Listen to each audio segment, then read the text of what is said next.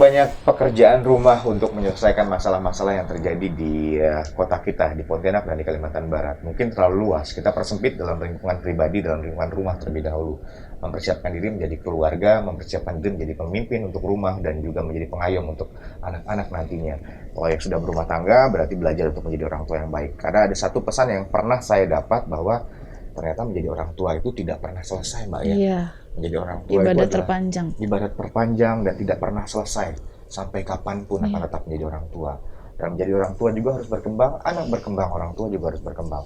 Ini PR juga untuk kita semuanya. Mbak, anak Kalbar punya banyak cerita, bukan hanya dalam cerita-cerita yang, tapi dalam hal ini ada Mbak yang menjadi tamu kita. Mungkin kita lebih bahas tentang masalah kasus-kasus yang terjadi, yang kita pikir, yang saya secara pribadi memikir, masa sih kasus-kasus seperti ini ada di Kalimantan Barat, ada di ini terjadinya itu rata-rata di perkotaan, ataukah di daerah pinggiran, atau mungkin di luar daerah? Kalau untuk tahun 2022 nih, kota Pontianak dominan kejahatan seksual. Iya, karena kan ibu kota, Bang.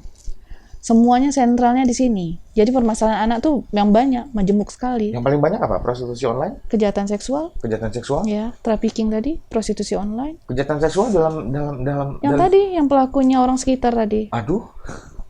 Kota Pontianak. Terus prostitusi online, kekerasan fisik tidak. Kalau perkawinan usia dini, Kabupaten Kuburaya, dispensasi kawin tuh banyak dari sana, ya. Kuburaya, terus hak asuh anak, hak kuasa asuh ini banyak juga.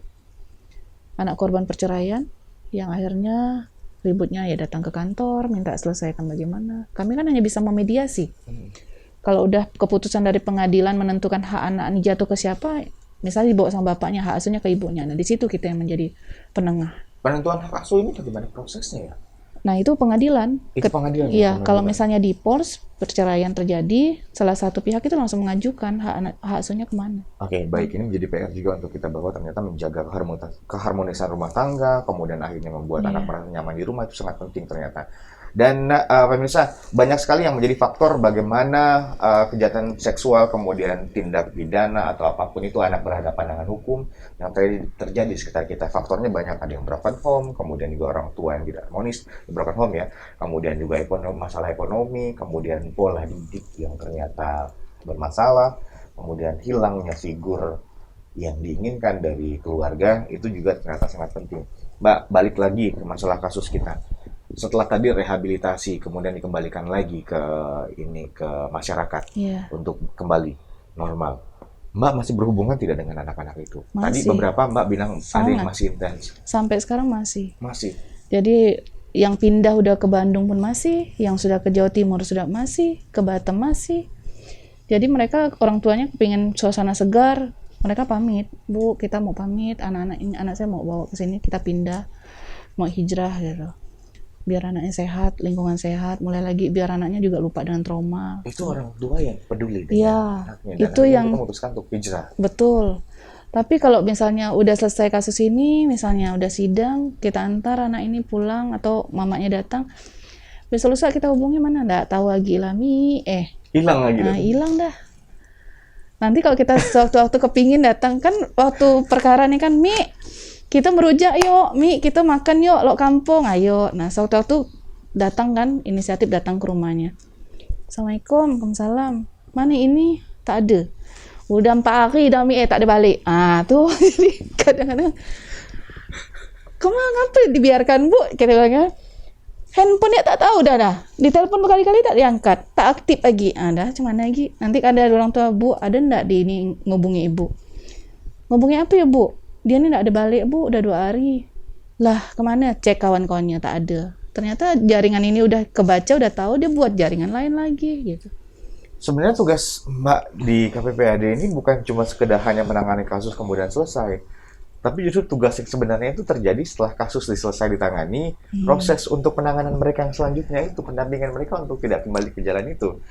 Gini Bang Gali, sebenarnya tuh Bang Gali, yang paling efektif tuh adalah pencegahan. Bagaimana kita tuh sosialisasi turun ke lapangan. Pencegahan yang paling efektif seperti apa? Sosialisasi, kita berikan pemahaman nih Undang-Undang Perlindungan Anak seperti ini, kejahatan seksual pada anak pasalnya sekian, ancaman hukumannya sekian. Terus parenting skill juga perlu.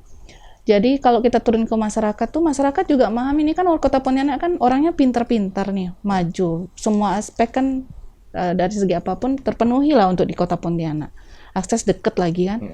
Jadi kalau untuk sekolah, di sini ini banyak sekolah yang baik-baik kan, bagus. Kita masuk ke sekolah-sekolah, dari yang anak-anak ini bisa bersuara lagi kan anak lain. Karena kalau untuk pencegahan itu yang paling bagus. Sekarang kan kita merasa seperti pemadam kebakaran, kayak kawan-kawan begitu kebakaran baru datang. Nah, ini kita ubah programnya. 2022 ini kita ubah sosialisasi, makanya kami gencar ke sekolah-sekolah. Untuk melakukan sosialisasi. SD, SMP, SMA, iya. Nah, itu yang kami lakukan dengan ada mahasiswa yang magang di KPPAD, di situ jadi volunteer, terjun ke lapangan, satgas, kawan-kawan yang mau jadi relawan, itu yang kita turun. Kayak besok kan, kayak SMA 7 nih, ramai udah disiapin gedung teater. Jadi di situ saya bicara nanti. Ini begini-begini, dari SPPA, Sistem Peradilan Pidana Anak kita sampaikan, Undang-Undang Pelindungan Anak kita sampaikan, nih kasusnya seperti ini, gitu. Jadi kita nggak lagi bicara andaikan, mungkinkah, nggak mungkin ada kasus kayak gini, itu kita buka.